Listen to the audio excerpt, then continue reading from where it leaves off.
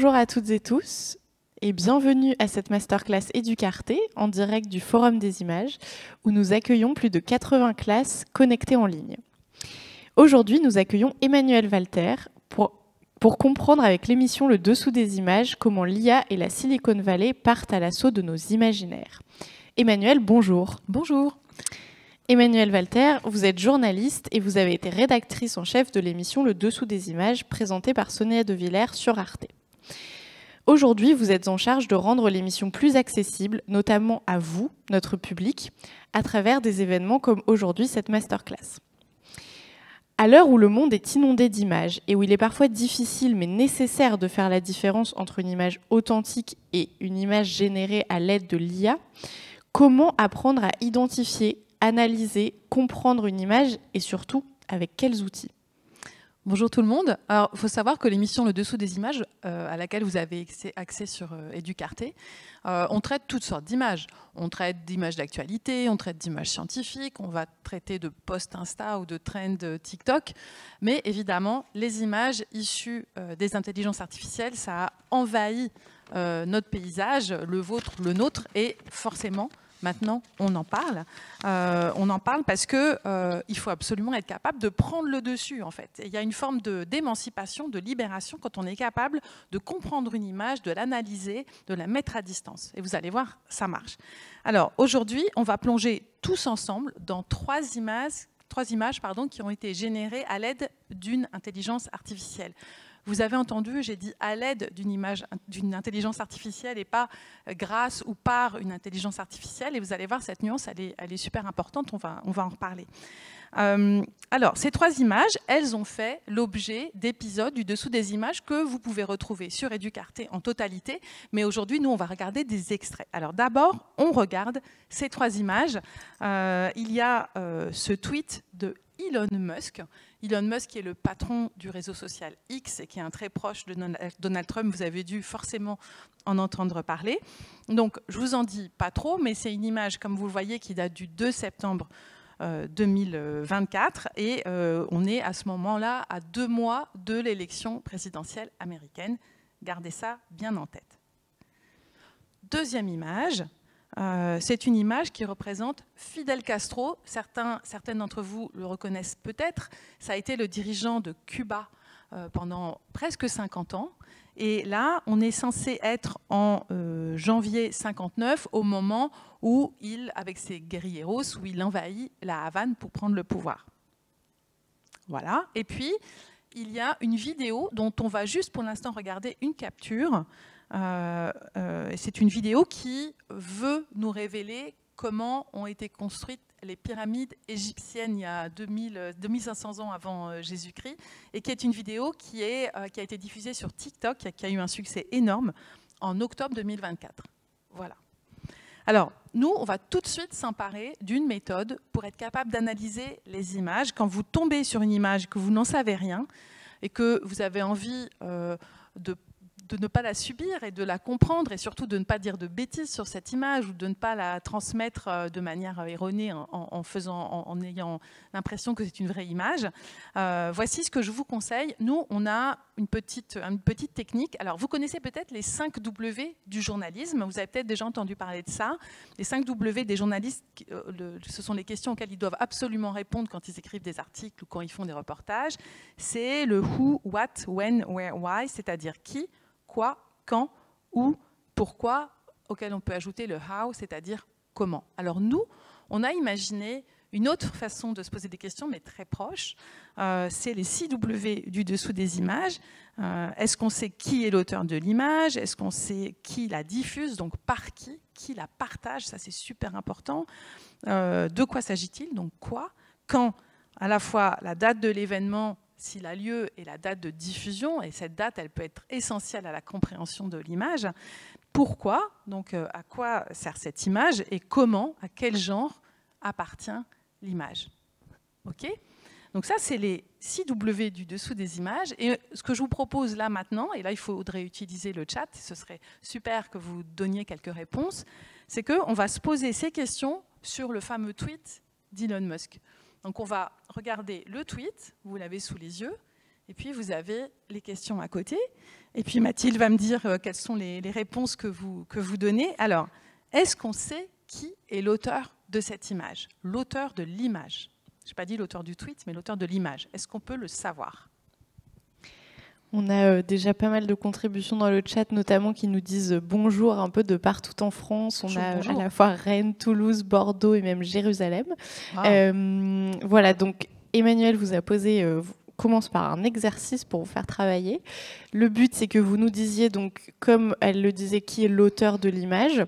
Est-ce qu'on peut le savoir? Et de surtout mémoriser ces outils, ces 6 W qui ont été traduits, donc qui ne font plus vraiment des W, plutôt des Q, mais voilà. Et que vous les reteniez bien pour qu'ensuite ce soit des outils pour vous au quotidien pour analyser les images que vous croisez. On attend vos réponses. Ce n'est pas évalué. Est-ce qu'on peut savoir qui est l'auteur de l'image? Est-ce que vous pouvez répondre à ça?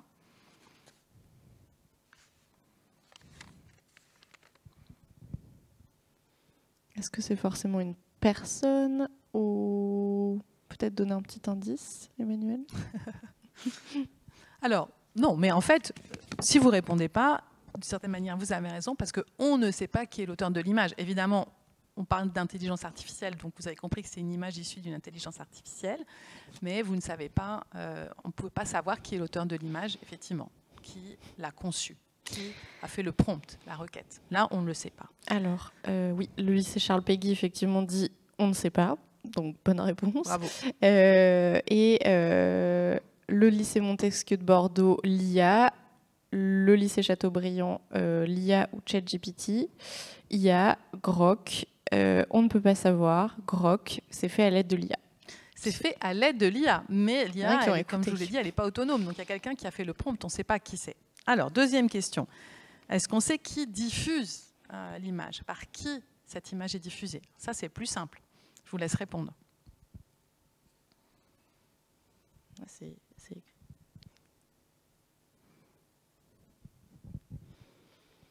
Qui a diffusé cette image sur X? C'est écrit dessus. On n'a pas de réponse? On n'a pas de réponse, ça doit être trop évident. Bon, donc c'est Elon Musk, hein. Vous avez compris que c'était Elon Musk qui avait diffusé l'image. Et comme c'est le premier à avoir diffusé cette image, bon, on peut penser que peut-être c'est lui qui a fait le prompt, mais ça, on n'en a pas la certitude. De quoi s'agit-il? Alors, qui est cette personne? Qu'est-ce qu'on voit sur cette image? Ça, vous pouvez me répondre. Qui est cette personne? Quel est ce costume? On va laisser un peu de temps parce qu'effectivement, les réponses Elon Musk sur X arrivent. Donc on va trop vite. On vous laisse prendre le temps de donner une petite réponse sur qu'est-ce qu'on voit à l'image. Qui est cette personne? Quel est ce costume?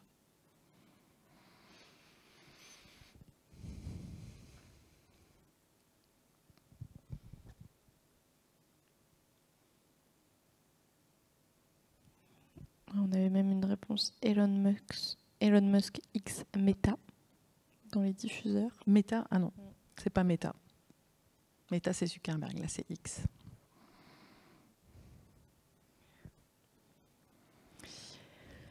Donc, le lycée Pierre de la Ramédie, Kamala Harris habillée en communiste.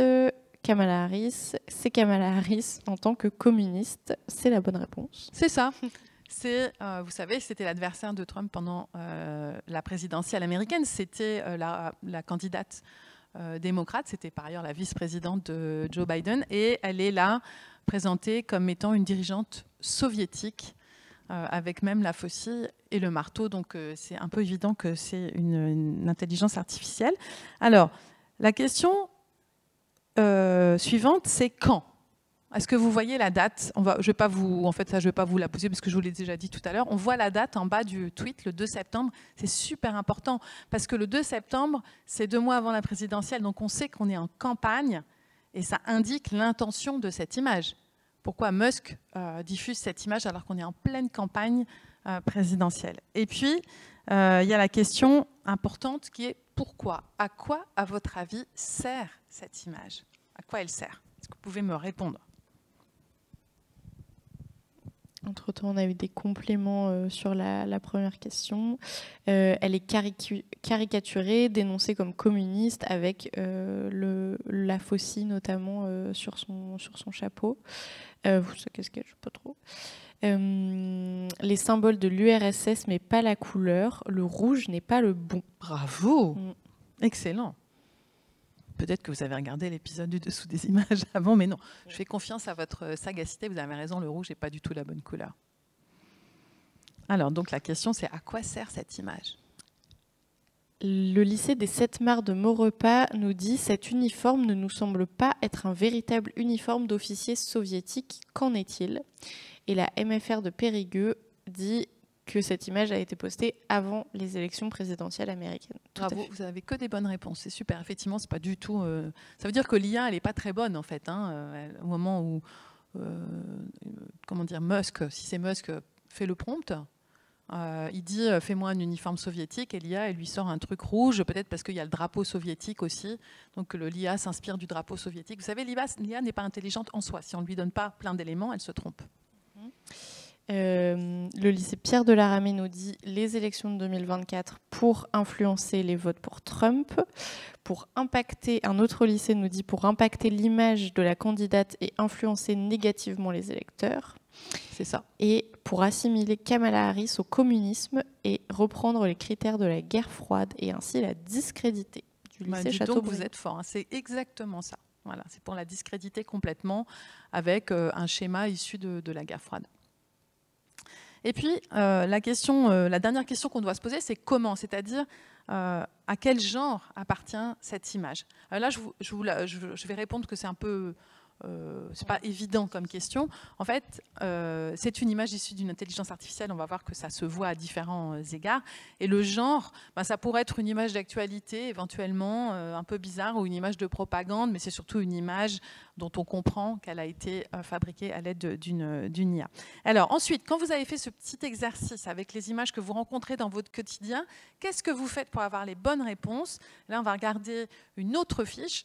Et en fait, ce qu'il faut faire, c'est que vous alliez sur, alors soit Google Images, soit je vous ai mis d'autres applications, Yandex, Microsoft Bing ou Tinize, en tout cas des images on appelle ça la recherche inversée, qui vous permettent de retrouver cette image dans son contexte, dans toutes sortes de contextes. Là, on avait le tweet d'Elon Musk, c'est son premier contexte, mais ensuite, elle a été, cette image, interprétée, il y a eu plein d'articles dans la presse mondiale, et donc, vous capturez l'image, vous la glissez dans Google Images, dans le petit appareil photo de Google Images, voilà, et ensuite, vous avez toutes sortes d'articles qui se présentent à vous, et là, ce qu'il faut faire, c'est aller chercher les médias fiables, ceux que vous savez fiables, vous cliquez dessus, et vous allez avoir plein d'infos sur cette image. Cette mécanique de capturer une image, de la mettre sur Google Images ou autre application pour comprendre d'où elle vient, comment elle a été utilisée, c'est vraiment la base. Et quand vous tombez sur une image que vous trouvez géniale, mais vous avez des doutes, vous faites ça. Et comme ça, vous êtes sûr de ne pas partager une image sans expliquer son contexte. Voilà. Donc ça, c'est un conseil que je vous donne et qu'il faut pratiquer systématiquement. Donc à propos du genre, on a plusieurs établissements qui nous disent que c'est une image de propagande politique. Ouais, mais vous avez tout à fait raison. C'est une image de propagande. C'est très bon. Alors, à quoi est-ce qu'on voit que ces images sont générées par IA? Là, je vais vous redemander de participer, de répondre à ces questions-là. Si on reprend le tweet de Musk, avec l'image, maintenant on sait que c'est Kamala Harris en dirigeante soviétique, qu'est-ce qui fait que pour vous c'est évident que c'est une image issue d'une intelligence artificielle, produite à l'aide d'une intelligence artificielle? Moi, je vois trois éléments principaux qui attestent du fait que c'est une image issue d'une IA, mais je vous laisse répondre. À quoi ça se voit? Il y a un truc évident, déjà, mais il y a d'autres trucs qui le sont moins. Est-ce que la couleur rouge qui a été mentionnée précédemment pourrait compter? La couleur rouge compte absolument, l'erreur, en fait, l'erreur de l'IA. C'est déjà effectivement une très bonne observation.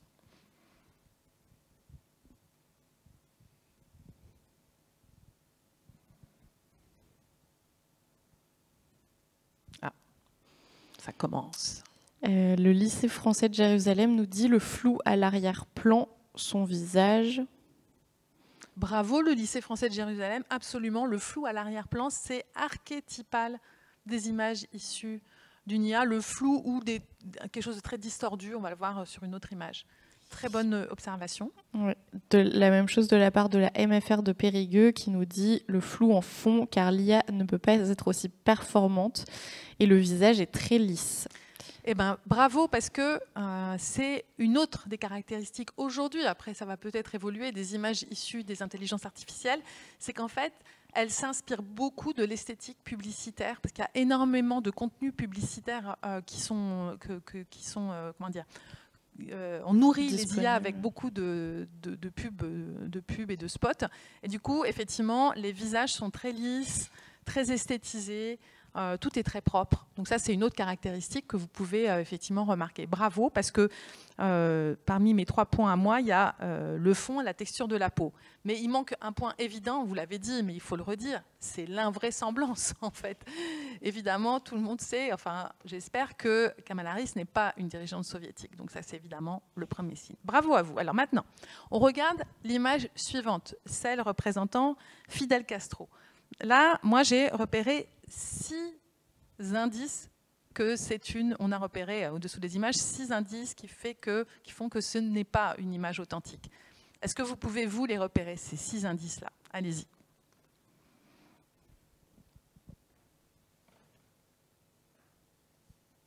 Il faut bien regarder, évidemment, hein, de près. Œil de lynx.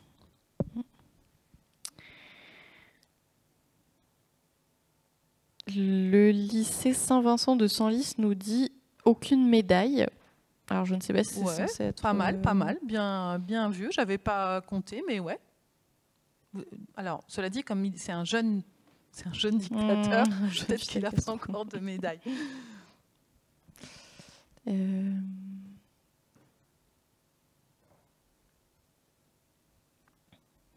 La date, effectivement, compte. La date qui a été mentionnée tout à l'heure compte pour analyser les différences. N'oubliez pas que c'est censé se passer en 59. Voilà, donc quelqu'un nous dit l'année. Mais effectivement, c'est un bon indice. Ça veut dire qu'est-ce que vous voulez dire quand vous dites l'année? En fait, ce qui est vrai, c'est qu'à cette époque-là, les images en couleur, certes, existaient déjà, mais on les voyait très peu. Donc là, c'est une image qui, à minima, aurait été colorisée. Alors, beaucoup de réponses. Le lycée Bristol de Cannes qui dit plusieurs fois la même personne dans la foule. Waouh, bravo. Et qui nous dit également la main. Donc effectivement, ouais, la main. La main est bizarre et elle tient, vous avez vu, elle tient un truc un peu étrange qui ressemble vaguement à un micro, ou à un espèce de dentier. Enfin, c'est juste impossible. La main, les visages dans le fond, les yeux, le drapeau. Très bien. Les visages sont bizarres et ils sont un petit peu anachroniques. On dirait pas une foule des années 50. Alors, le lycée Marc Bloch de Val-de-Reuil nous dit le bâtiment qui n'existe pas. Bien. Alors là, vous êtes fort, hein, franchement. Est-ce qu'il y a un spécialiste de la Havane parmi vous? En fait, c'est inspiré du Capitolio, qui est un monument, un bâtiment mythique de la Havane, mais c'est très mal reproduit. Donc effectivement, le Capitolio n'a pas cette allure. Votre niveau est quand même impressionnant. L'incohérence sur l'uniforme, les médailles, le drapeau, la main derrière Castro, effectivement, cette main... Vous avez vu la main qui surgit de la tête de Castro? Il y a une troisième main. Ouais. Les ombres qui n'est pas authentique. Et les ombres étranges, on nous dit. Ben, écoutez, franchement, chapeau, parce que c'est tout ça. Alors, attention, moi j'ai testé, je ne sais plus si je vous l'ai dit tout à l'heure, j'ai testé la même demande avec une IA récemment, et ça s'est amélioré. Mais il y avait toujours des petites erreurs, notamment sur les doigts. Parce qu'on dit que sur les doigts, les IA se sont améliorées. Mais en fait, il y avait encore, dans l'image que j'ai testée, si vous voulez, j'ai essayé de reproduire cette image-là. Et il y avait encore des trucs qui me rendaient de manière évidente que c'était une IA. Alors maintenant, on fait la même chose avec une capture de la vidéo sur les pyramides égyptiennes. Donc là, bon, c'est un petit peu évident que c'est issu d'une IA. Mais néanmoins, est-ce qu'on peut... vraiment verbaliser ce qui fait qu'on sait que ce sont des images qui ne sont pas authentiques? Est-ce qu'on peut le dire? Même si ça vous paraît évident, il faut être capable de l'articuler.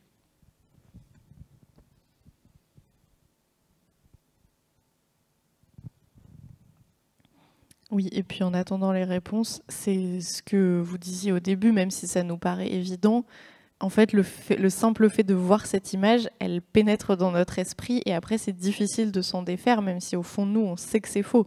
Donc, c'est aussi là où on rejoint le thème de la masterclass. Absolument. Ce sont des images qui ont l'air inoffensives parce que c'est évident, mais en fait, elles ne le sont pas tant que ça. Elles créent la confusion. On a plusieurs classes qui écrivent dans le chat. En fait, il y a 2 points essentiels, sur le fond et sur la forme. Je vous donne trop d'indices, là. En fait, évidemment, on sait qu'il n'y avait pas de géants, ça n'existe pas, les géants. Déjà, ça n'a jamais existé. Et puis, tout simplement, on ne pouvait pas filmer et photographier. Et ça paraît évident que ça n'existait pas à l'époque, mais il faut savoir qu'il y a des personnes qui peuvent, au fond, ne pas avoir une très grande culture et ne pas voir cet aspect-là. Donc, c'est pour ça que c'est important de dénoncer très clairement ce qui ne va pas dans cette image. Ce sont les géants et c'est le fait que ça soit filmé. Il faut le dire et le redire pour pas finalement finir par trouver ça drôle, amusant et finir par y croire d'une manière ou d'une autre. Vous avez vu que dans ces 3 images, on est complètement sorti du registre de la réalité. On peut trouver ça rigolo, mais en fait, ça pose une vraie question, c'est que quand on se met d'accord sur un fait, on peut en discuter. Si on n'est pas d'accord du tout, s'il n'y a aucune réalité qui vaille, alors on ne peut plus faire société, on ne peut plus faire démocratie. Typiquement, si vous dites on a 4 contrôles la semaine prochaine au lycée, c'est beaucoup trop de travail, et que les profs vous disent oui, mais on vous avait prévenu à l'avance, au moins vous êtes d'accord sur le fait qu'il y a 4 contrôles la semaine prochaine au lycée, et donc vous pouvez discuter ensemble de comment faire pour faire face à ces 4 contrôles. Mais si vous n'êtes pas d'accord sur le fait qu'il y a 4 contrôles au lycée la semaine prochaine, c'est une catastrophe. C'est exactement ce qui se passe en beaucoup plus grave au niveau mondial, autour notamment de Donald Trump, qui dès 2016, son équipe a commencé à introduire la notion de faits alternatifs, de vérité alternative, en ne reconnaissant pas les faits établis par les journalistes. Et donc à partir de ce moment-là, et à partir du moment où des très proches de Trump, comme Elon Musk, diffusent des images et des faits, font des tweets qui ne sont pas assis sur la réalité, ça pose un vrai problème de gouvernance mondiale, de démocratie, d'entente sociale. Donc c'est super grave. Il y a toujours eu des manipulations d'images dans l'histoire. Vos profs vous parleront des manipulations notamment à l'époque soviétique, mais ce n'était pas à ce niveau industriel, ce n'était pas aussi simple, ce n'était pas aussi facile, ce n'était pas aussi diffusé. Donc c'est vrai que c'est un vrai problème, mais vous allez voir qu'on peut résister à tout ça, on peut renverser le rapport de force. Vous, comme citoyen, vous n'êtes pas des futurs citoyens, vous êtes déjà des citoyens. Vous avez le devoir, d'une certaine manière, de résister à tout ce qui entrave votre liberté de penser. Toujours vouloir conserver votre liberté de penser par rapport à ce déluge d'images que vous recevez. Alors, est-ce que là-dessus, on va voir si le chat fonctionne? Est-ce qu'il y a des questions sur tout ce qu'on vient de se raconter? Les IA, le Trumpisme, la manipulation d'images, les images IA qui sont drôles mais qui sont quand même problématiques. Essayez de voir si vous pouvez poser des questions. Je pense que ça refonctionne, donc effectivement on attend vos retours et même si vous voulez nous partager vous ce que ça vous fait quand vous voyez ce genre d'image, ça vous fait rire, est-ce qu'après ça vous trotte dans la tête, est-ce que ça vous questionne, est-ce que parfois vous y croyez et après vous découvrez qu'en fait c'était faux ou en tout cas c'était généré à l'aide de l'IA, parfois ça arrive et on se sent un petit peu honteux. En tout cas sur les pyramides, on nous dit que tout le monde a la bouche fermée sur les images. Vous êtes trop fort. Hein. Ouais, vous êtes fort. Bon, je vous propose qu'on avance le temps qu'on reçoive les questions. Et puis, en tout cas, n'hésitez pas à les écrire, vous, au fur et à mesure dans le chat. Comme ça, on peut les prendre, nous, dès qu'on a une pause entre deux sections. Alors, on va regarder un extrait de l'épisode du Dessous des images qu'on avait consacré à ce fameux tweet de Musk et à l'image tout à fait imaginaire de Kamala Harris. On regarde.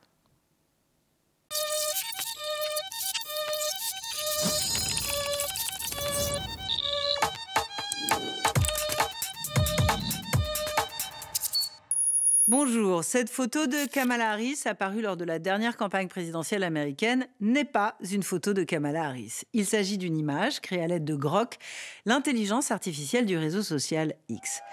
C'est même son propriétaire, Elon Musk, qui l'a mise en ligne pour attaquer l'adversaire de Donald Trump. Pour l'homme d'affaires, peu importe que cette image soit vraie ou même vraisemblable.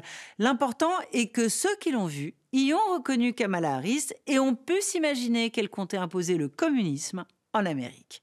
Le symbole d'une intelligence artificielle sans filtre qu'Elon Musk entend mettre au service d'un projet politique. Une femme d'une cinquantaine d'années à la peau mate et aux longs cheveux noirs, vêtue d'un uniforme de style militaire, regarde vers le ciel. Cette photo, les 200 millions d'abonnés du compte X d'Elon Musk ont pu la découvrir le 2 septembre 2024. Ce jour-là, l'homme d'affaires poste plus de 100 messages sur ce réseau social qu'il a racheté en 2022 quand il s'appelait encore Twitter. Un rythme habituel pour lui. Dans l'un d'entre eux, il poste cette image qui évoque l'iconographie soviétique. L'uniforme est rouge, la casquette ornée d'une faucille et d'un marteau, des éléments qu'on retrouve sur le drapeau de l'ex-URSS. Dans le flou de l'arrière-plan, on devine la foule de spectateurs d'un meeting politique prêts à suivre leur leader. L'homme d'affaires a légendé le cliché ainsi. Kamala s'est juré d'instaurer une dictature communiste dès le premier jour. Vous vous rendez compte qu'elle porte cette tenue ? Par ce message, Elon Musk répond à un tweet de Kamala Harris qui avait affirmé qu'elle comptait battre Donald Trump afin de l'empêcher de se comporter en dictateur. Une référence, imprécise, à un discours tenu par le candidat républicain en décembre 2023 à propos de ses plans hautement stratégiques en cas de retour à la Maison-Blanche.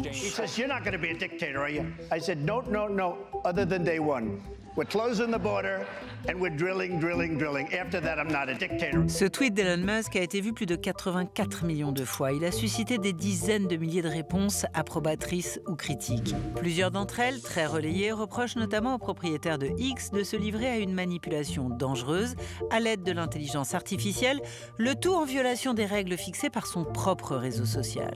Car si la photo s'adresse à Kamala Harris, elle ne représente pas Kamala Harris, mais son double virtuel. Elon Musk ne précise pas sa source, mais il est le tout premier à l'utiliser et donc son très probable créateur.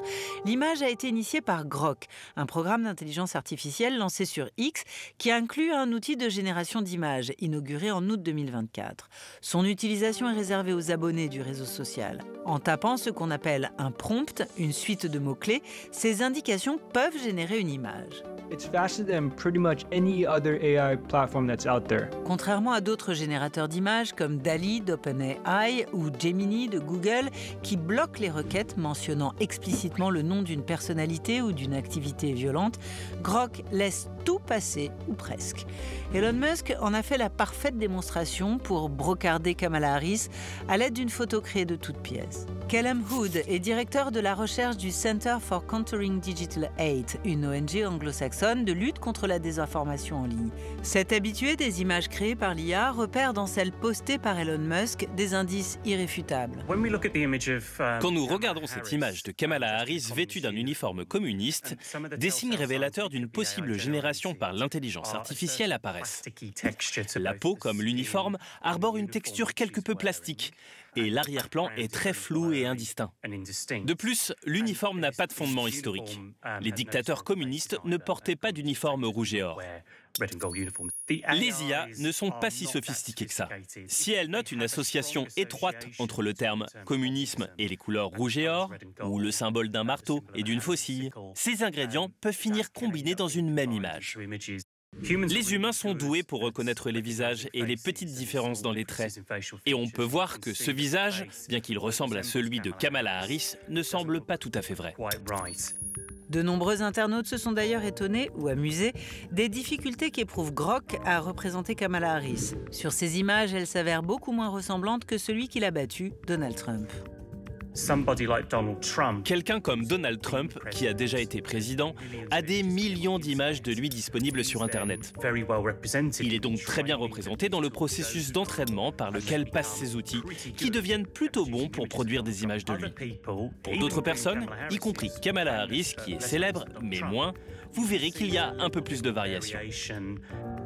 Ces fausses images de personnalités politiques se sont multipliées depuis le lancement de Grok. Des internautes l'ont tour à tour utilisé pour représenter Elon Musk en lapin géant trumpiste, pour le mettre en couple avec Kamala Harris, pour transformer Donald Trump et la candidate démocrate en pirate du 11 septembre, pour montrer Joe Biden jonglant avec une tronçonneuse ou Obama et Bush accros à la cocaïne. Rien de plus facile que de créer une telle image, soit par une demande directe, soit de manière plus détournée. Par exemple, dans notre rapport, nous avons demandé à Grok de produire une image d'homme portant des casquettes rouges et marchant vers le Capitole des États-Unis pour une célébration. Il est assez clair que le générateur d'images semble avoir été influencé par des images de l'attaque du 6 janvier contre le Capitole. Certes, une image générée par l'IA ne peut être utilisée pour créer un événement de A à Z ou convaincre par exemple qu'un candidat a fait quelque chose qu'il n'a jamais fait, mais elle peut toujours être utilisée pour servir un discours ou diffuser un message de propagande. Et plus inquiétant encore, il existe un risque que la mise en circulation de nombreux deepfakes relativement convaincants puisse progressivement ronger la connaissance que les gens ont de ce qui s'est réellement produit.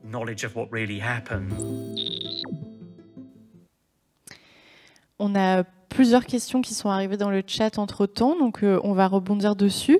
Des questions très intéressantes. Le lycée Charles Péguy à Paris demande si nous allons devenir dépendants de l'IA à l'avenir.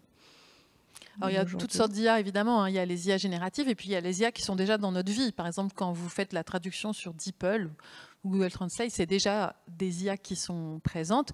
Après, la question, ce à quoi on s'intéresse, nous, aujourd'hui, ce sont les IA génératives, donc créatrices d'images et de textes. Et oui, dans toutes les entreprises en ce moment, la question se pose de qu'est-ce qu'on fait avec ça, qu'est-ce qu'on s'interdit de faire, qu'est-ce qu'on s'autorise à faire, est-ce qu'on en a vraiment besoin? C'est un énorme enjeu de société qui est partout dans les gouvernements, dans les entreprises, mais on est seulement en train de réfléchir à une éthique en fait, de l'utilisation de l'IA. Et puis il y a tout l'aspect environnemental qui est très problématique et dont je parlerai tout à l'heure. On nous demande aussi, est-ce que l'IA peut devenir un 5e, 6e pouvoir après la presse? C'est une super question, mais j'ai peur que ce soit déjà un peu le cas, c'est-à-dire que tout ce qui est, c'est pas seulement l'IA, c'est la désinformation. C'est-à-dire que la désinformation, vous savez, c'est une vraie industrie qui gagne de l'argent. Il y a eu des périodes où il y avait des petites usines à désinformation en Europe centrale où on fabriquait des vidéos avec des fausses infos qui étaient très rémunératrices parce que très regardées. Vous savez comment ça marche, la monétisation des vidéos sur le web et les réseaux sociaux. Elles sont très regardées, plus elles sont regardées, plus il y a de l'argent qui tombe dans les mains de ceux qui les ont créées. Donc c'est déjà une forme de 6e pouvoir, la désinformation en général, avec dedans aujourd'hui en plus les IA. Encore une autre question, peut-on qualifier ces images de diffamation, donc de diffamatoire?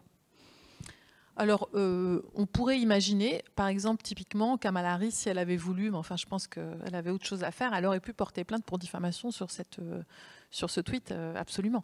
Et alors, j'attire votre attention sur quelque chose qui est super important, c'est que là, je viens de parler des usines à désinformation qu'il y avait en Europe centrale et qu'il y a sans doute encore, mais souvent, les États eux-mêmes, directement, aujourd'hui, il n'y a pas les méchants qui fabriquent de la désinformation et puis les gentils États qui en sont la cible. Non, non, les États eux-mêmes, les gouvernements sont eux-mêmes producteurs de fausses informations. Donc ça, c'est hyper important.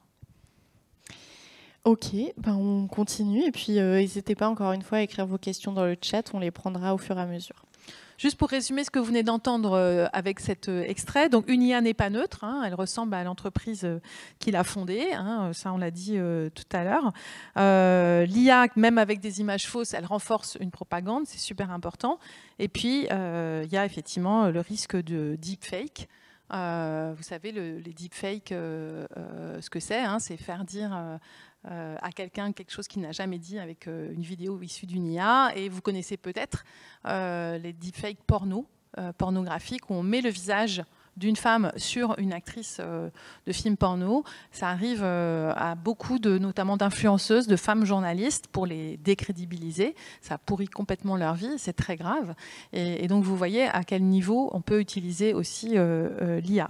Alors, on va écouter la deuxième partie de notre épisode qui est super intéressante. C'est l'interview d'un chercheur. On fait toujours comme ça, hein. La première partie de Dossier des images, il y a un décryptage de l'image et puis quelqu'un qui est familier de cette image qui nous donne ses coulisses, ses recettes. Puis en deuxième partie, il y a un universitaire, un chercheur qui l'analyse de manière plus large, qui dézoome. Et là, on a un chercheur qui s'appelle Olivier Hertzscheid qui analyse la stratégie de Musk à travers cette image. On regarde. On a en fait dans cette image un double ADN. On a à la fois l'ADN qui est celui du réseau social Twitter ou X, qui est vraiment basé sur la réaction, voire la surréaction. Et un des enjeux, c'est effectivement d'être le premier à répondre, à surenchérir et de faire en sorte que souvent la réponse attire plus de commentaires, de likes ou de partages que le post initial.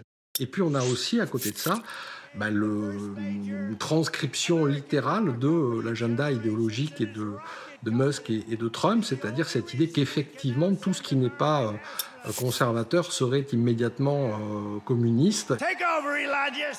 L'idée de Musk, c'est d'afficher à l'intérieur de Grok l'absence des limites habituelles qui sont affectées à ces générateurs de texte ou à ces générateurs d'images. Grok is available on X. You can just look at like the little box with the slash icon, and you just tap on that and ask Grok anything. It's pretty funny. Like we actually allow humor. Which is, I think, pretty cool. Alors, celle de Kamala Harris restait relativement soft, mais on a derrière Grok des générations d'images qui peuvent être beaucoup plus problématiques. Grok n'a pas les limites que s'autofixent les autres générateurs d'images. Ces derniers mois, Elon Musk s'est amusé à rebaptiser ChatGPT, un de ses principaux concurrents sur le marché de l'IA, WokeGPT. Il le trouve trop politiquement correct. Lui le clame haut et fort. Si jamais l'IA doit prendre le contrôle de l'humanité, au moins qu'elle nous fasse rire. Ce que permettent de documenter ces outils d'IA, c'est l'évidence que la personnalité, entre guillemets, qui leur est attribuée est très souvent, ou n'est très souvent rien d'autre que le reflet de celle de son fondateur ou de son propriétaire.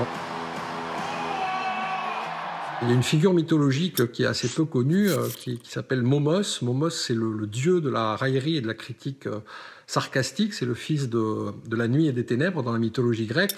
Et c'est quelqu'un qui, à force de se moquer de l'ensemble des dieux, va se retrouver exilé, fichu à la porte. Et le seul qui va daigner l'accueillir, c'est le dieu Dionysos. Et la relation entre Musk et Trump me fait un petit peu penser à celle entre Momos et Dionysos. Cette mécanique du sarcasme et de la provocation, Elon Musk l'a abondamment exercée grâce à Grok ces derniers mois. On l'a vu représenter un juge brésilien avec qui il est en conflit sous les traits d'un sorcier ou derrière les barreaux avec des menottes. Il a aussi créé de toutes pièces des images d'animaux attendrissants afin de renchérir sur une accusation mensongère de Donald Trump lors de la récente campagne présidentielle. Celle selon laquelle les immigrés haïtiens de l'Ohio mangent des chiens et des chats. Si Musk fait ça, c'est parce que derrière ce projet d'intelligence artificielle tel qu'il le met en place dans son agenda politique, ce qu'il vise, c'est un effet de décrochage. C'est-à-dire qu'il s'agit vraiment de saturer l'espace de discours à l'intérieur de sa plateforme, mais aussi au-delà, avec des images qui sont le plus possible générées artificiellement pour qu'à la fin, on n'ait plus comme référent ou comme référence que des images qui elles-mêmes n'ont plus de prise directe avec le réel, sinon par le prisme de cette imitation que permet l'intelligence artificielle. Alors voilà, juste, je vous le redis, mais évidemment qu'on n'y croit pas à Trump avec un fusil d'assaut sur un chat. Mais ces images, elles peuvent envahir notre cerveau, elles peuvent saturer nos consciences. Il le dit bien, Olivier Herzschad, il parle d'un effet de décrochage. Donc on peut s'amuser à regarder toutes ces images fausses, mais n'oubliez jamais de vous reconnecter avec le réel à travers les médias fiables. C'est super important. On a pas mal de questions dans le chat qui nous demandent quel est l'aspect juridique de ça en fait. Est-ce que c'est condamnable? Est-ce que quelle est la position de la justice, du moins en France, en Europe, sur ces sujets? Alors, je pense qu'il n'y a pas encore de... Alors, je ne suis pas spécialiste de ça. Je pense qu'il n'y a pas encore de loi dédiée. Il n'y a pas de loi dédiée spécialement à l'usage de l'IA. Mais par exemple, encore une fois, si vous diffamez quelqu'un à l'aide d'une IA, ça rentre dans le... vous pouvez effectivement poursuivre cette personne. Et encore une fois, on est à un stade où on est en train de réfléchir à la régulation des réseaux sociaux et des IA, mais vous savez que tout le problème, c'est le rapport de force entre ces grosses entreprises de la tech, souvent américaines, et les gouvernements. Et aujourd'hui, on sait que le rapport de force, il est, il est favorable aux multinationales des hautes technologies davantage qu'aux gouvernements, et que notamment le gouvernement Trump, il résiste à fond à la régulation, alors que l'Union européenne, par exemple, veut réguler toute la production numérique. Donc ça, c'est un rapport de force qui est en cours. Le lycée Marc Bloch Val-de-Reuil nous demande, est-ce que l'IA peut faire couler une entreprise ou au contraire augmenter ses profits ? Alors, ça dépend. Est-ce que vous parlez de l'IA en général ou de l'IA générative ? Là, pour moi, c'est pas super clair. Mais en tout cas, c'est sûr qu'aujourd'hui, il y a autour de l'IA générative toute une industrie. Vous avez entendu parler de toutes ces grandes entreprises américaines. Ce qui est intéressant et qu'on ne dit pas assez, c'est que pour l'instant, ce n'est pas assez rentable. C'est-à-dire qu'il y a un vrai problème de rentabilité des applications d'IA générative. On n'a pas encore trouvé le modèle économique. Voilà. Parfait. Je vous propose qu'on continue et on gardera aussi un petit peu de temps à la fin pour des questions sur l'émission en général, le dessous des images. Donc n'hésitez pas à les préparer pour qu'on puisse en prendre un maximum dans le temps imparti. Je voulais juste vous donner quelques réponses sur l'image de Fidel Castro, si on peut regarder cette image, puisqu'on s'est posé des questions, mais on n'a pas forcément eu la réponse. Je ne vais pas vous donner d'extrait de l'émission parce que ce serait trop long, mais juste vous donner quelques infos. Donc en fait, c'est un photojournaliste qui s'appelle Christopher C. Brown, qui est un photojournaliste ultra connu, ultra réputé, qui a été sur plein de terrains de guerre, et notamment qui a aussi été à Cuba, qui a produit cette image parmi beaucoup d'autres qu'il a imaginé et qu'il a prompté avec l'intelligence artificielle Midjourney. Et là, il a un peu brisé, ce faisant, le contrat de confiance qui doit lier le public aux journalistes. Cela étant, il ne l'a pas publié dans un journal en faisant croire qu'elles étaient vraies. Il les a publiées sur Instagram pour montrer ce qu'on pouvait faire avec une IA. Mais ça lui a été beaucoup reproché parce que c'est un photojournaliste et qui doit avoir une morale, une éthique, une déontologie. En tout cas, cette image, en l'occurrence, elle était assez inutile parce qu'il y en a plein des images de Fidel Castro à la Havane en janvier 1959. Alors, on a vu l'IA et la propagande, on a vu avec Kamala Harris, on a vu l'IA avec un photojournaliste qui essaie de recréer des événements auxquels il n'a pas assisté, parce que c'était ça sa frustration, qu'il n'était pas là en 1959. Et maintenant, on va regarder l'IA et la fake news historique, vous savez, les fameuses images de pyramides. On va regarder un extrait du dessous des images.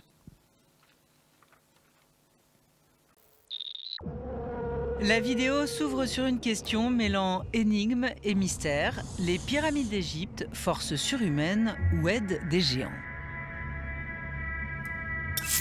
Postée le 13 octobre 2024 sur TikTok, elle a rencontré un grand succès, cumulant 80 millions de vues en 2 mois.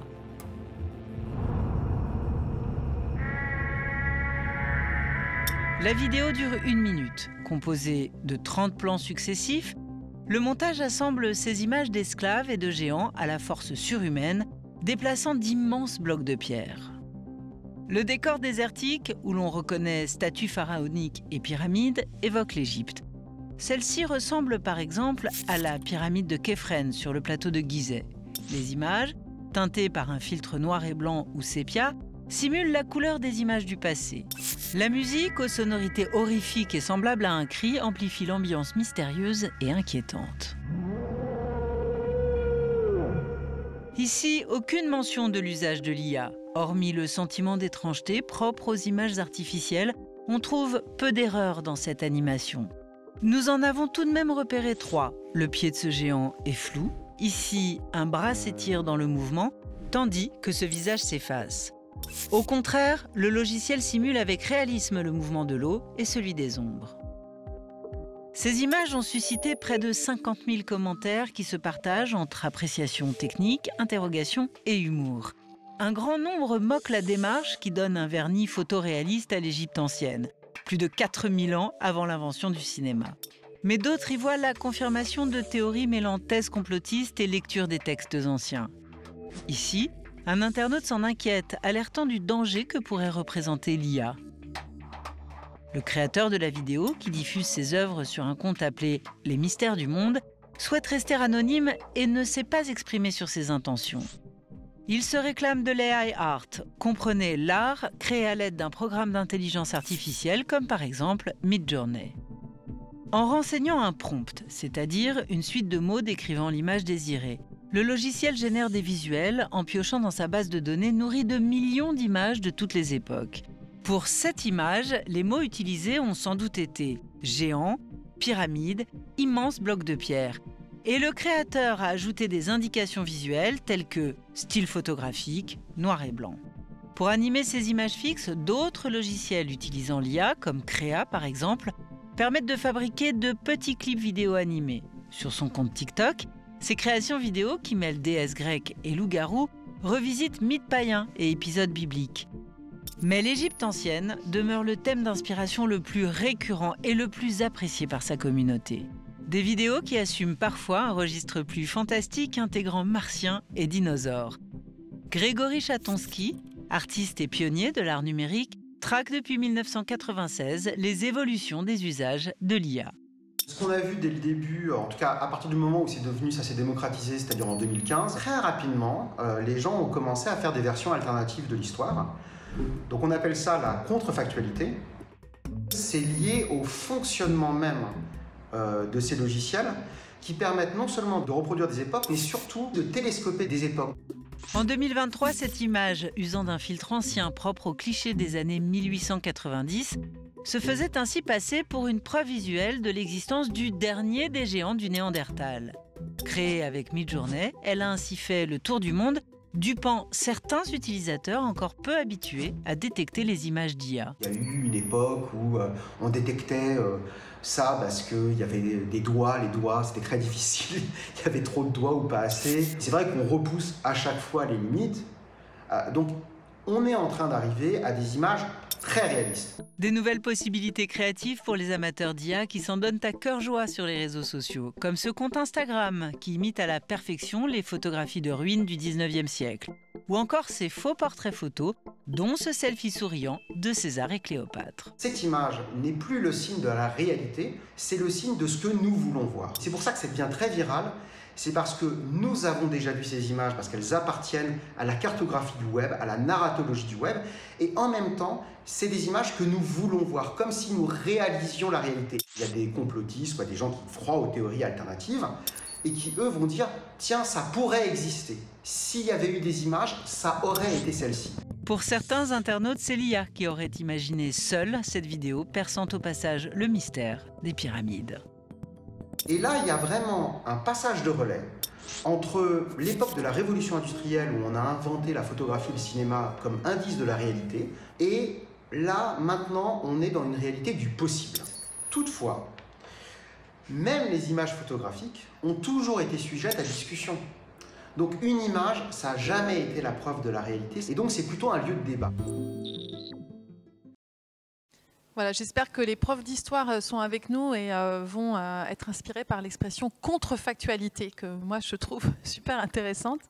Je voudrais juste savoir dans le chat si vous pensez que des gens peuvent croire à ces images de géants qui soulèvent des pyramides. Est-ce que des pierres pour construire des pyramides? Est-ce que vous pensez qu'il y a des personnes qui peuvent y croire et pourquoi, selon vous? Est-ce que vous pouvez me donner des petites réponses? Et pendant que vous répondez oui ou non à cette question, vous pouvez évidemment argumenter. Je voulais juste répéter le risque de la banalisation en fait, de fausses images sur l'histoire, que ça se répande absolument partout, même si c'est pour rigoler. Ça peut créer vraiment des confusions qui sont problématiques, alors qu'on aurait plutôt besoin d'être éduqué sur l'histoire et sur cette période. Justement, on a le lycée Montesquieu qui nous dit c'est vraiment troublant. Donc je pense qu'encore une fois, ça signifie bien que même si on sait que c'est faux, l'image est troublante et rentre dans notre tête. Oui, c'est la séduction en fait qu'elle exerce sur nous, complètement. Lycée La Collinière à Nantes qui demande contrefactualité et faits alternatifs, quelle différence? Alors moi, je ne suis pas dans la tête du chercheur qu'on a interviewé, mais je pense qu'il utilise la contrefactualité s'agissant d'histoire, en fait. Vraiment, mais vous avez raison, c'est très proche du concept de fait alternatif, mais c'est appliqué aux faits anciens. Enfin, c'est ce que je comprends. Mais il faudrait vérifier, parce que c'est un terme que moi-même, je ne connaissais pas. Le lycée Notre-Dame de Bury qui nous dit que oui, les jeunes et les personnes âgées pourraient y croire. Les très jeunes, donc ceux qui connaissent pas, qui n'ont pas encore de connaissances sur les pyramides et sur le fait qu'il n'y avait pas de cinéma en moins de 1500. Et puis les personnes âgées, ça pour le coup, je sais pas, je pense pas, mais pourquoi pas. Personne vulnérable, en tout cas, c'est ce qu'on entend. Et le lycée du Puy-de-Dôme qui dit « plus c'est gros, plus ça passe ». C'est aussi une manière de voir les choses. Lycée Saint-Vincent de Senlis, oui, par manque de connaissances, manque de discernement, par envie ou par fascination. Mais bien sûr, la fascination, elle l'emporte finalement. On a envie d'y croire à ces images-là parce qu'on est frustré, ça n'existe pas. Ces images-là n'existent pas. On a une idée un peu faible de ce qui se passait à l'époque. On a envie de voir l'histoire sous nos yeux. Effectivement, la fascination, ça joue énormément. On avance. Alors, il y a un truc qui serait marrant à faire, c'est de nourrir les intelligences artificielles avec des bonnes infos. De manière très volontariste. Et alors, moi, je suis allée chercher les dernières infos valables, valides, validées, scientifiques sur la construction des pyramides. Parce que c'est vrai que c'est resté longtemps un mystère. C'est tellement un prodige technique pour l'époque qu'on se demandait comment ça avait été possible. Et alors, j'ai une petite liste pour vous. On va regarder une fiche de ce qui explique techniquement la construction des pyramides égyptiennes grâce à la recherche. Il y a un certain nombre d'historiens et d'archéologues qui ont établi un certain nombre d'explications sur comment ça marche. Et on va déjà regarder ça. Alors, on attend que la fiche apparaisse. Je sais pas. La voilà. C'est super. Alors, je rappelle, les pyramides égyptiennes s'est construit entre 2700 et 2200 avant notre ère, avant la naissance du Christ. En fait, aujourd'hui, comment on explique ce prodige ? Alors, on a découvert il n'y a pas longtemps qu'il y avait un bras du Nil. Vous savez, le Nil, c'est le grand fleuve égyptien, qui aujourd'hui est enfoui, ce bras, permettait que des barges transportent ouvriers et blocs de pierre au pied des chantiers. Voilà, on a positionné les chantiers à proximité du bras du Nil. Ça explique déjà beaucoup de choses. On est aidé par l'eau. Ensuite, on a appris que les blocs de pierre, ils étaient déplacés à l'aide de traîneaux. Alors, il n'y a pas de neige, hein, donc c'est des traîneaux qui glissent sur des rails qui sont huilés avec de l'huile, je pense, animale, ou qui roulent sur des rails. Ou avec aussi qui glissent en fait sur de la terre qui est humidifiée. Hein. Voilà, donc ça c'est quasiment avéré. Et il y a une hypothèse. En fait, on sait qu'il y avait des rampes qui permettaient, et là vous voyez sur l'infographie du Parisien qu'on a mis sur la fiche, vous voyez qu'il y a une rampe au milieu, une rampe avec des ouvriers de chaque côté qui tirent ou qui poussent le bloc de pierre. Donc ça, c'est avéré que ça existait sur les chantiers. Ce qu'on ignore encore, c'est est-ce que ça existait sur les chantiers de pyramides. Mais on se dit, mais pourquoi pas? On peut imaginer une rampe en spirale autour de la construction qui permettait d'acheminer les blocs de pierre jusqu'en haut. Donc vous voyez, entre parenthèses, c'est super intéressant d'être historien et archéologue et de faire ces découvertes-là. C'est quand même un métier de fou. Et voilà, donc ça, c'est des hypothèses de travail très vraisemblables. Et on se dit, pourquoi on ne nourrirait pas une IA avec ces infos pour voir comment elle les interprète. Et ça permettrait au fond aux profs d'histoire, par exemple, de faire figurer des éléments qui n'existent pas en images. Alors, est-ce que vous voulez, moi ce que je vous propose, c'est qu'on fasse le test ensemble avec Gemini, qui est l'IA de Google. Mais on peut utiliser d'autres IA, hein, c'est celle qu'on a choisie pour aujourd'hui. On va essayer de faire un prompt, une requête avec ces infos. Alors, je ne sais pas combien de temps on a. Mathilde, il nous reste combien de temps pour faire ça ? 10 minutes. Donc, on ne peut pas, je pense, hein, je ne suis pas une hyper familière du prompt historique, j'ai testé plusieurs fois, mettre un texte avec toutes les infos dedans, parce que c'est indigeste et je pense que l'IA a du mal, mais on peut la nourrir successivement. Alors, comment, à votre avis, quelle première phrase quelle première requête on pourrait soumettre à Gemini avec les informations qui figurent sur la fiche que vous avez sous les yeux? Donc là, ce serait bien qu'on ait la fiche à l'écran. Je ne sais pas si vous l'avez. Nourrissons les IA avec de bonnes infos pour que vous ayez les infos sous les yeux et que vous puissiez poser des questions à Gemini, enfin lui demander de créer une image vraisemblable.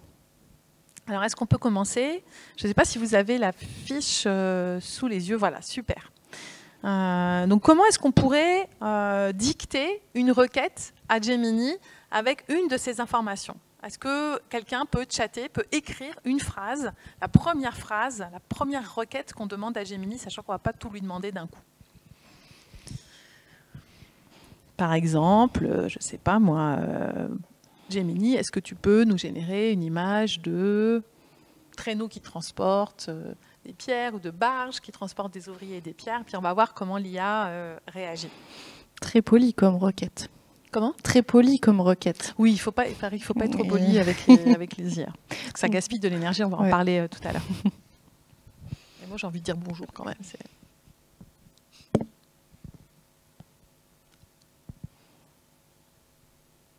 Alors, je suis sûre que vous avez déjà fait des prompts. Je ne peux pas croire que vous n'avez pas déjà utilisé ChatGPT ou d'autres.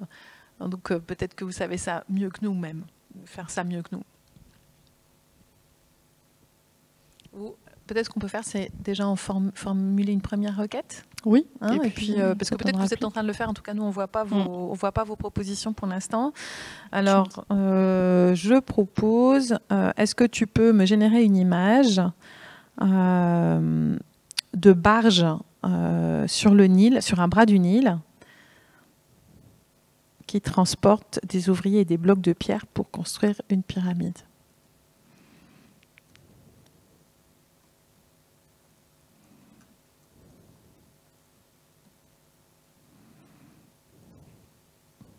Pour construire une pyramide. Voilà, on va regarder comment l'IA nous répond.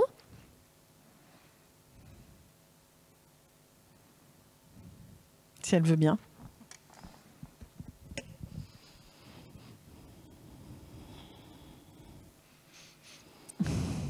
Ah.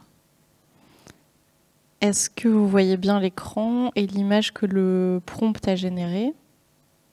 Faites-nous un petit oui dans le chat, qu'on sache si vous voyez bien. Alors, elle est pas mal cette image. Oui, à part que les pyramides sont déjà construites. À part que les pyramides sont déjà construites. Il y a toujours des trucs qui ne vont pas dans les images d'IA parce que c'est pas logique, c'est pas l'intelligence humaine.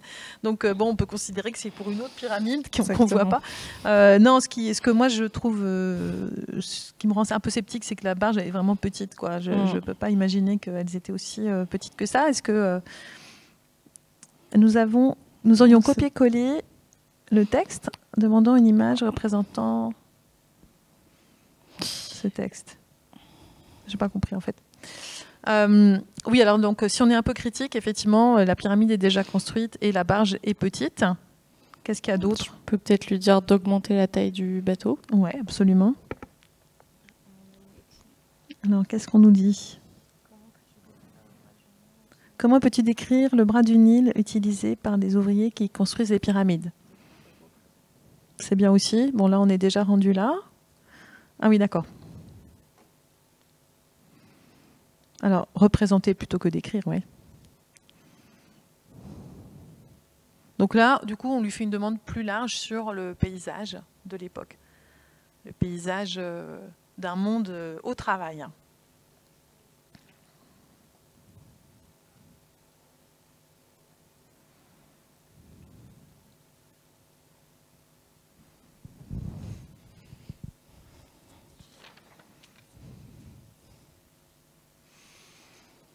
Alors, qu'est-ce qu'il nous montre?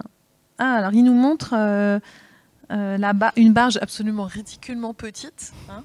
À mon avis, elle a déjà sombré là, avec tous les blocs de pierre qu'elle a sur elle. Une rampe, et ensuite, au-dessus, on voit une pyramide qui est déjà construite. Donc, ça, c'est toujours l'espèce d'illogisme de l'IA.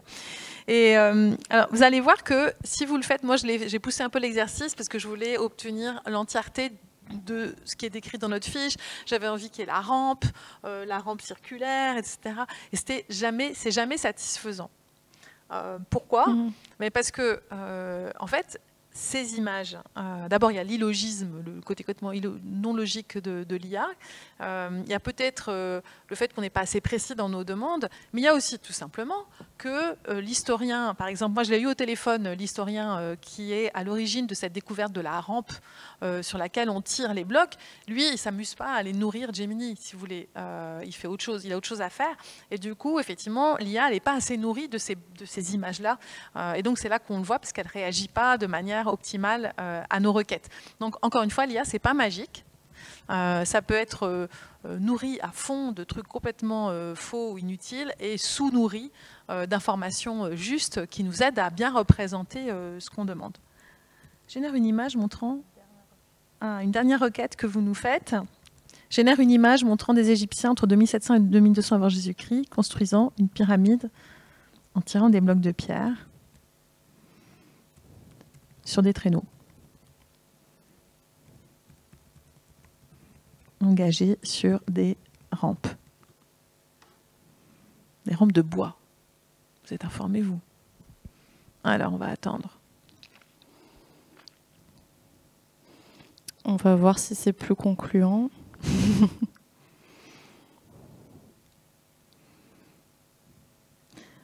Alors, encore une fois, on a l'impression qu'ils construisent une pyramide qui est déjà construite, hein, toujours ce truc un peu étrange. Et puis, non, évidemment, ça se passait pas comme ça, parce que là, c'est à la seule force, vous voyez, hein, on dirait que c'est à la seule force des bras qu'ils arrivent à pousser les pyramides. Enfin bon, c'est pas tout à fait ça. Mais on voit que l'IA essaye de répondre à nos attentes. Voilà. Et puis ça se précise. Alors, je voulais juste vous faire un petit moment environnement. Là, on vient de gaspiller énormément d'énergie, d'accord ? Si on utilise surtout ces IA hyper connues qui sont multitâches, qui sont très consommatrices d'énergie, générer une seule image, je suis allée vérifier des infos récemment, donc c'est l'équivalent du chargement complet d'un smartphone. Donc là, on en a chargé 3, je pense. Une requête sur ChatGPT, ça consomme 3 à 10 fois plus qu'une requête Google. Donc réfléchissez bien quand vous en faites une, surtout que ChatGPT vous donne pas forcément les bonnes réponses, contrairement à Google où vous pouvez espérer la trouver. Et du coup, 50 requêtes sur ChatGPT, de ce que j'en ai vu, c'est 1,5 litre d'eau aussi de consommation pour refroidir les serveurs. Parce qu'il faut tout le temps rafraîchir les serveurs. Et puis, il y a tous les coûts cachés de l'IA, des IA, c'est-à-dire les minerais pour fabriquer les composants électroniques, leur transport, leur assemblage, et puis de manière générale, le coût du numérique, hein, de la fabrication des ordinateurs, des puces, c'est des minerais, sans compter l'exploitation d'une main-d'œuvre qui est sous-payée, hein, dans des pays défavorisés pour chercher des minerais. Il y a des enfants qui vont chercher des minerais, ou pour nourrir aussi, pour entraîner les IA. Donc, on parle souvent du numérique avec le mot virtuel. On dit c'est le virtuel, c'est le monde virtuel, alors que c'est très matériel en fait le numérique. Ça suppose énormément de matérialité et d'exploitation. Voilà, donc il faut quand même avoir ça en tête. Et moi, ce que je vous conseillerais pour l'IA, c'est de se poser la question, est-ce que j'en ai vraiment besoin? Comme la question qu'on se pose quand on évite de dépenser trop d'argent, posez-vous là pour l'IA aussi. Est-ce que là vraiment j'en ai besoin, quoi? Est-ce que je peux pas essayer de m'en passer? Est-ce que je peux faire par exemple fonctionner mon cerveau pour faire le résumé de ce texte plutôt que d'avoir recours à l'IA en pensant à l'énergie dingue que ça génère. Et typiquement, si la consommation en IA, la demande en IA augmente comme elle augmente en ce moment, il faudrait construire des tas de centrales nucléaires, par exemple aux États-Unis. Donc, c'est pas terrible. Et je finis avec un petit scandale récent. L'entreprise d'IA d'Elon Musk, qui s'appelle XAI, ils ont construit des serveurs à Memphis, aux États-Unis, qui fonctionnent au méthane, qui est un gaz qui réchauffe à mort l'atmosphère. Et ils ont construit ces serveurs dans un quartier pauvre et noir. Voilà. Ce qui est typique du fait qu'on essaye on met des nuisances environnementales dans les quartiers où on pense qu'il y aura moins de problèmes, que les gens sauront moins se défendre. Donc pensez à ça un tout petit peu. Je ne veux pas vous culpabiliser à mort, mais gardez ça en tête quand même, que ça consomme beaucoup et que ça nuit et ça exploite en fait les gens, et que c'est bien d'avoir une forme de sobriété dans l'utilisation de l'IA et des énergies en général, avec cette fameuse phrase « Est-ce que j'en ai vraiment besoin ?» Voilà. Merci beaucoup. La fiche sur les médias, on en parle après. À la fin, peut-être, pour conclure. On va prendre vos questions dans les 10 grosses minutes qui nous restent. Il y en a déjà plusieurs qui sont arrivées. Est-ce que l'IA pourrait nous gouverner un jour, demande le LGT Pierre de la Ramée. Alors, encore une fois, l'IA n'est pas une personne, n'est pas Dieu. N'est pas un espèce de personnage immanent qui dirige nos vies et ne le sera pas. L'IA, c'est les gens qui la font. Donc si l'IA dirige nos vies, c'est parce qu'il y a quelqu'un derrière qui voudra que l'IA dirige nos vies. Il y a toujours des humains derrière les IA. C'est pour ça qu'on a une marge de manœuvre pour réguler, par exemple, juridiquement, l'usage des IA. Une question intéressante du lycée Saint-Vincent de Senlis, qui demande, peut-on comparer l'IA au cinéma? Je pense dans la mesure où ça a été aussi une révolution, le cinéma, ça a généré des effets d'optique, des peurs quand on voit les gens fuir le cinéma quand le train entre en gare visuellement. C'est sûr que c'est une innovation technologique comme l'imprimerie, comme le cinéma, comme Internet. Vous n'avez pas connu, mais quand Internet est arrivé, moi je l'ai vécu, c'était incroyable. Et c'est juste que là, ce qui nous embête un peu plus, c'est qu'on est dans une période où il y a une instrumentalisation, une utilisation de ces outils technologiques pour tordre la réalité, tromper les gens, raconter n'importe quoi, avoir le pouvoir. Vous savez peut-être par exemple qu'il y a eu quelqu'un qui a été élu en Roumanie grâce à TikTok, parce qu'il y avait eu énormément de manipulations autour de diffusion de contenu sur TikTok. Donc bon, cette élection a été annulée, mais vous voyez bien à quel point c'est problématique, parce que ça nous coupe, encore une fois, du réel. Et quand on se coupe du réel, on se coupe du vivre ensemble, on se coupe de la démocratie. On nous demande, est-ce qu'il y a des images générées par l'IA ou à l'aide de l'IA qui sont indétectables? Enfin, on ne détecte pas qu'elles ont été générées à l'aide de l'IA. Oui, je pense que de plus en plus, il va y en avoir. Et donc là, on a un devoir de vigilance colossal. Moi, je me souviens du premier deepfake que j'ai vu, c'était Barack Obama, donc c'était il y a plusieurs années. Barack Obama disant des trucs qu'il n'aurait jamais dit, qu'il n'aurait jamais dites. Et donc, oui, et ça va être de plus en plus, réaliste, ça va coller de plus en plus à la réalité. Donc, effectivement, c'est dangereux et il faut exercer une sorte de devoir de vigilance permanent et aussi peut-être ne pas passer son temps à scroller sur les réseaux, s'aérer la tête. Quand on coupe un peu sa consommation, moi je suis très consommatrice de réseaux sociaux, donc quand on s'aperçoit que pendant 1 heure, 2 heures, on coupe complètement avec les réseaux, on s'aperçoit que notre cerveau se remet à fonctionner tout seul. C'est une expérience que je vous conseille. Je vous propose, alors une autre question en lien avec le cinéma, pourrait-on imaginer de réaliser un film uniquement grâce à l'IA? Il y a déjà des vidéos qui sont fabriquées grâce aux IA. Donc oui, absolument, ça va arriver. Et ça pose aussi des tas de questions sur les métiers de l'audiovisuel et sur les métiers du cinéma. Comment on va faire pour que les gens continuent de pouvoir exercer leur métier.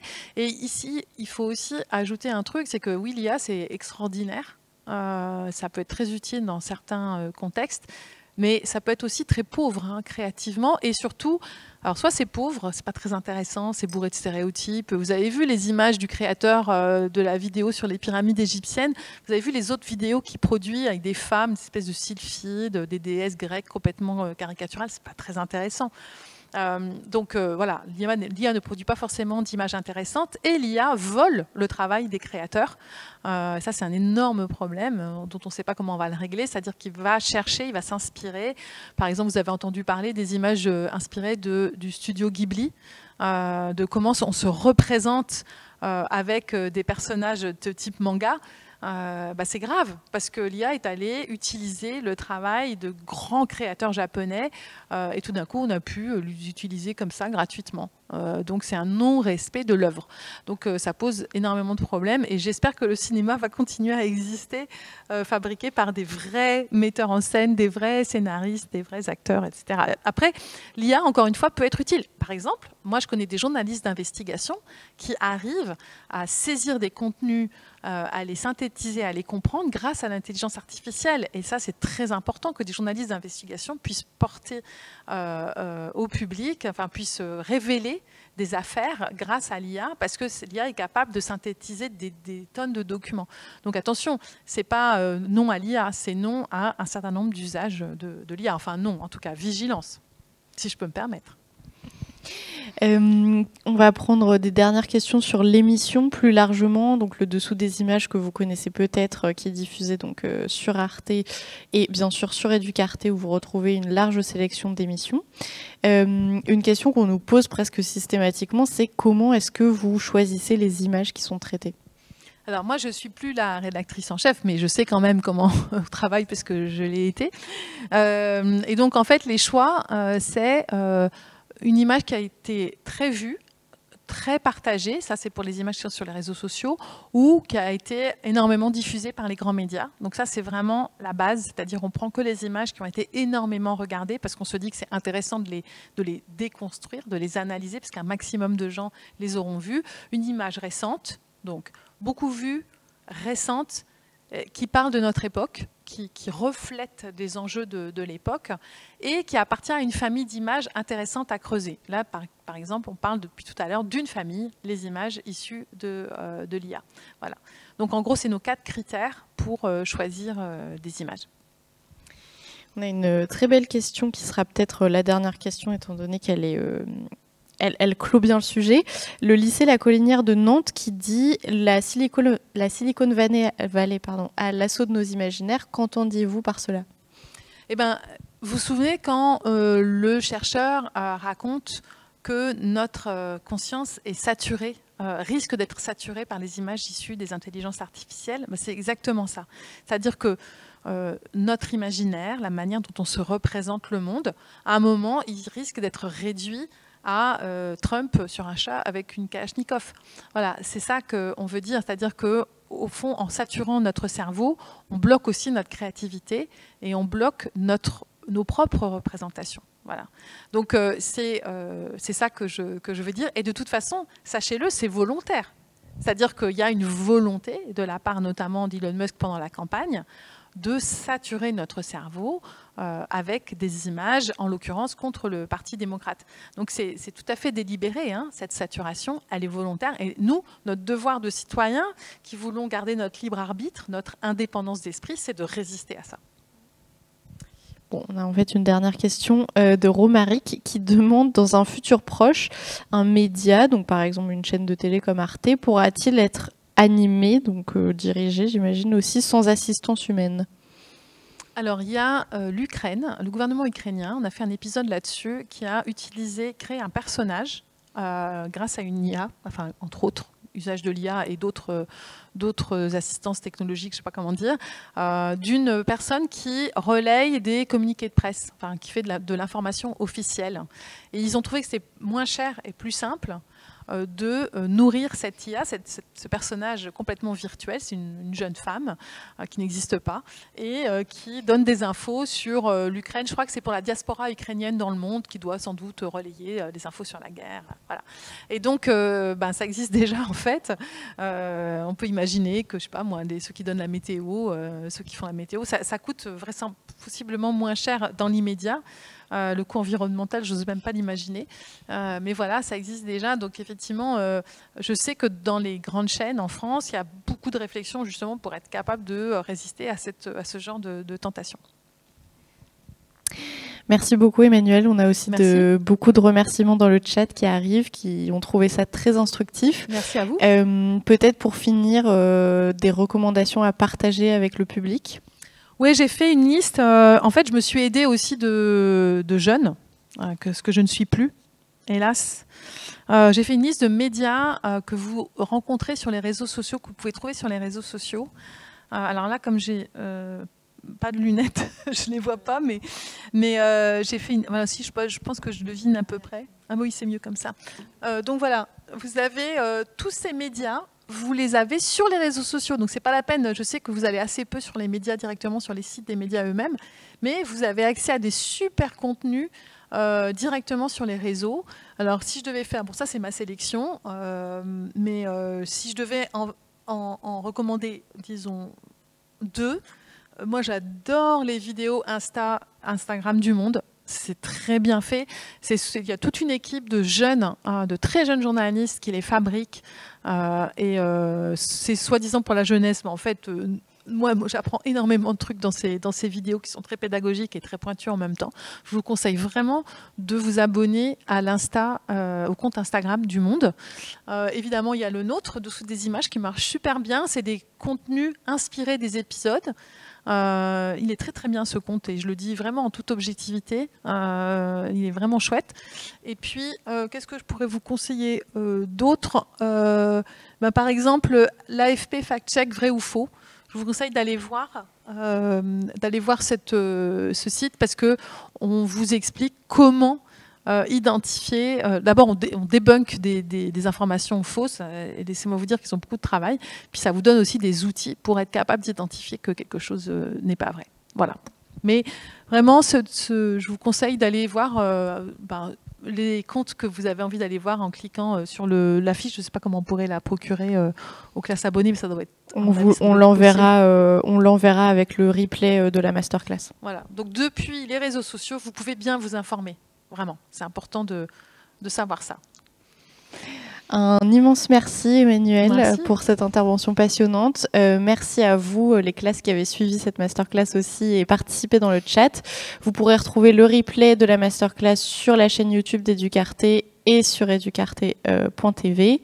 Voilà, vous recevrez également le mail avec toutes les informations et n'hésitez pas à nous écrire pour toute question. Merci à vous.